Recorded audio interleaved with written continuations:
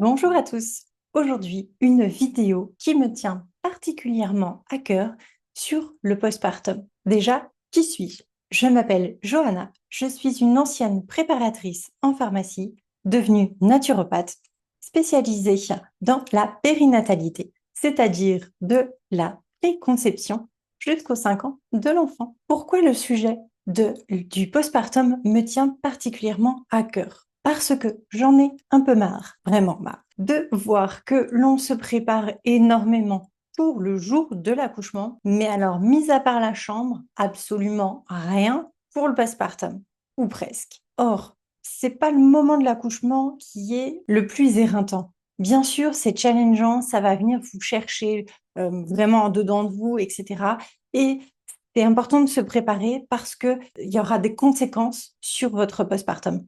Mais pas que. Il faut savoir que les 72 premières heures qui suivent un accouchement, eh bien, ils peuvent être décisifs par rapport à l'allaitement, même si, bien entendu, tout est rattrapable à chaque fois, mais ce sera beaucoup plus compliqué, c'est-à-dire que ça va demander beaucoup plus d'efforts. Pourquoi, en fait, ces premières 72 heures sont super importantes? Déjà, tout simplement parce que ton système nerveux, eh bien, il reste dans un flou total. Ce qui veut dire que tu commences à avoir potentiellement un effondrement hormonal au niveau du coup de la progestérone, l'ocytocine, surtout suivant ton mode d'accouchement, le cortisol aussi, qui va venir lui remonter. Et ce qui fait aussi que tu as une certaine plasticité neuronale, un petit peu comme si tu étais présente sans être présente. Donc, tu vas être encore plus influençable par rapport à ton environnement. D'où le fait que là, les personnes qui viennent te voir, qu'elles soient professionnelles ou non, ont un rôle capital à jouer.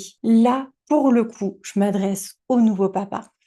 Il est vraiment primordial que vous ne lâchiez rien, que s'il y a une personne qui n'a pas l'air d'être dans son assiette, que c'est quelqu'un qui se plaint ou qui est trop bruyant, peu importe, bref, quelque chose qui va venir perturber le duo maman-enfant, eh bien, il est du devoir du papa de venir sortir tout le monde, tout en restant dans la bienveillance. Trouvez votre chemin par rapport à ça. Donc, au-delà de cette réceptivité, de cette vulnérabilité, eh bien, il y a justement donc cet environnement qui va être primordial. Pourquoi? Au niveau de la lumière, au niveau de la température, des odeurs, des sons, de tous ceux qui sont présents, eh bien, il y a forcément un impact sur le cerveau maternel. Nous sommes des mammifères. Quand nous devenons maman, que ça soit pour la première fois ou non, eh bien, on se reconnecte encore plus à cette part-là. Et si les sons sont totalement différents, si la température, si les odeurs, vous ne reconnaissez plus rien, vous allez être encore plus perdu. Donc, votre taux de cortisol va encore plus monter, ce qui veut dire que votre ocytocine va descendre et donc, pour le coup, avoir plus de difficultés à créer du lien avec votre enfant, mais aussi à venir faire cette montée de lait, à l'avoir physiologiquement, etc., etc.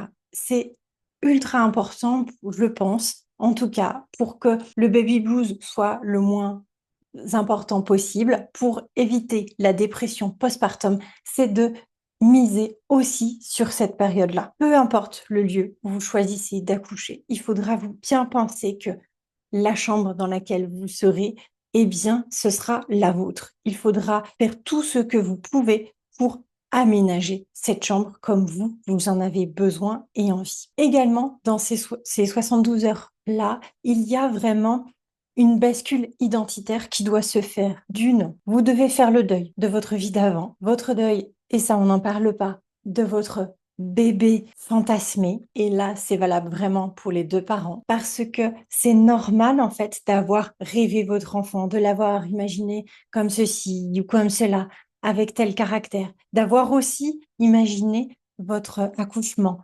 d'avoir aussi imaginé votre postpartum, vos premiers moments, comme quelque chose de magique, etc.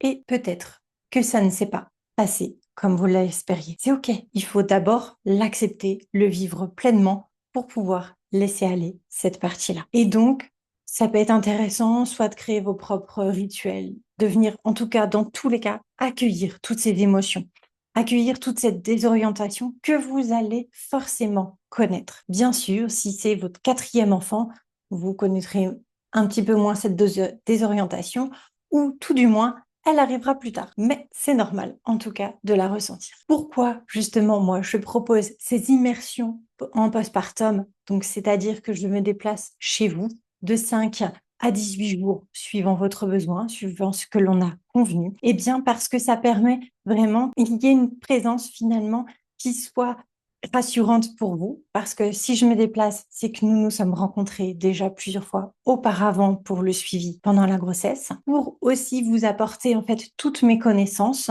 notamment pour vérifier s'il n'y a pas de frein restrictif, parce que malheureusement, il n'y a pas suffisamment de personnes bien formées, pour pouvoir aussi bien, vous donner un soutien sous quelque forme que ce soit. Bien évidemment que je m'occupe de la cuisine, mais pas que, de faire un rebozo, d'avoir une écoute attentive, de vous faire aussi des massages, de la réflexologie plantaire, que ça soit pour la maman, pour le bébé, mais aussi pour le papa. De venir en fait vous aider, qu'importe votre besoin. On voit ça avant et évidemment pendant cet accompagnement-là. C'est ultra important de vous sentir vraiment soutenu pour pouvoir bien, vous laisser aller, vivre aussi toutes ces émotions, que ça soit les plus hautes comme les plus basses. Je serai là pour ça. Mais également, dernière chose que c'est plus facile lorsque l'on est vraiment H24 avec vous, c'est tout simplement de pouvoir vérifier est-ce que réellement les besoins de bébé, qu'est-ce que ça veut dire quand il pleure à certains moments? Est-ce qu'il y a un réel inconfort, un réel mal-être, une réelle douleur? Est-ce que c'est simplement en fait une décharge émotionnelle? Tout ça, on peut le voir et plus encore. Pour finir, le fait aussi de me déplacer, eh bien, ça permet aussi de vérifier vis-à-vis de bébé, en plus des freins restrictifs, savoir si il y a des signes de besoin de décharger, des signes de tension ou autre, peu importe. Et donc ça, c'est ce que permet le présentiel en H24, c'est le plus important. Si c'est quelque chose qui vous tente, eh bien, vous pouvez tout simplement prendre rendez-vous avec le lien en description. Attention, je ne travaille qu'avec des personnes que j'ai sélectionnées moi-même. Il faut que ça soit un match entre nous. Donc, j'attends que les couples qui viennent le plus tôt possible. La préconception reste le mieux pour vraiment tout bien organiser ensemble afin que je puisse vraiment vous servir au mieux le jour en fait de votre postpartum. Je vous souhaite une radieuse journée. J'espère que vous aurez appris beaucoup de choses encore aujourd'hui et nous, on se retrouve très bientôt. Bye bye!